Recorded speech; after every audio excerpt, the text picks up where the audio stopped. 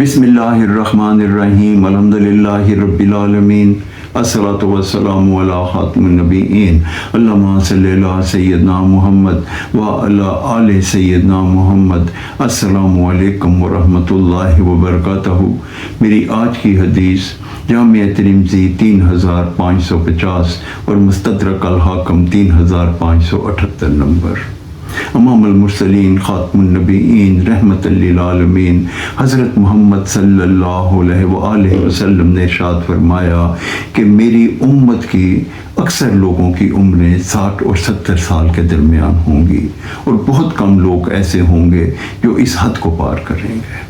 میں قربان جاؤں نبی کریم حضرت محمد صلی اللہ علیہ وآلہ وسلم پہ کہ جنہوں نے اپنی امت کو بتا دیا کہ ان کی عمریں قلیل ہوں گی، اور ان اس عمر کو گزارنے کا طریقہ بھی بتا دیا۔ آپ نے آخری خطبے میں ارشاد فرمایا کہ میں اپنی امت کے لیے قرآن مجید اور اپنی اسوائے حسنہ چھوڑ کے جا رہا ہوں۔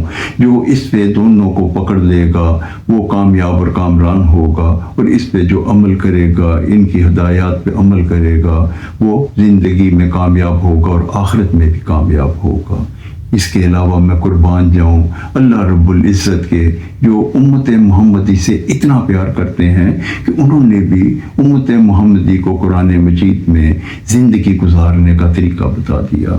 قرآن مجید میں سورہ عصر میں اللہ تعالیٰ فرماتے ہیں بسم اللہ الرحمن الرحیم والعصر ان الانسان لفی خسر الا الذین آمنوا وعملوا الصالحات وتواصوا بالحق وتواصوا بالصبر۔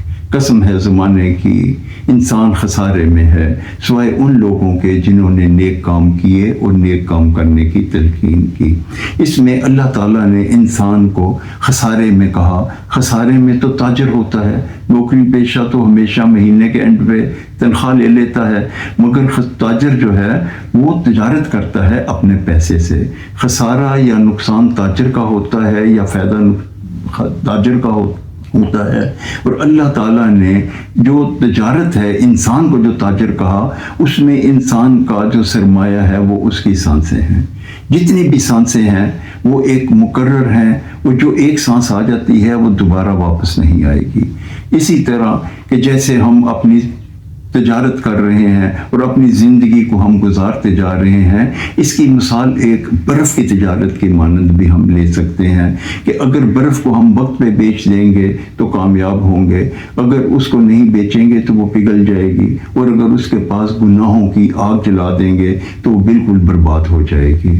اس وقت سے فائدہ اٹھاتے ہوئے اللہ تعالیٰ نے ہمیں ایک اصول بتا دیا کہ اگر تم کامیاب ہونا چاہتے ہو تو نیک عمل کرو اور نیک عمل کرنے کی تلقین کرو۔ یہ اللہ تعالیٰ نے ہمیں بتا دیا۔ اگر ہم آتی اللہ اور آتی الرسول کے اوپر عمل کریں گے، نبی پاک صلی اللہ علیہ وسلم کے بتائے ہوئے طریقے اور اللہ تعالیٰ کی اس نصیحت پہ عمل کریں گے، تو انشاءاللہ دنیا اور آخرت دونوں میں کامیابی اور کامرانی پائیں گے۔ اللہ تعالیٰ ہمیں ایسا کرنے کی توفیق عطا فرمائے، آمین یا رب العالمین۔ السلام علیکم ورحمۃ اللہ وبرکاتہ۔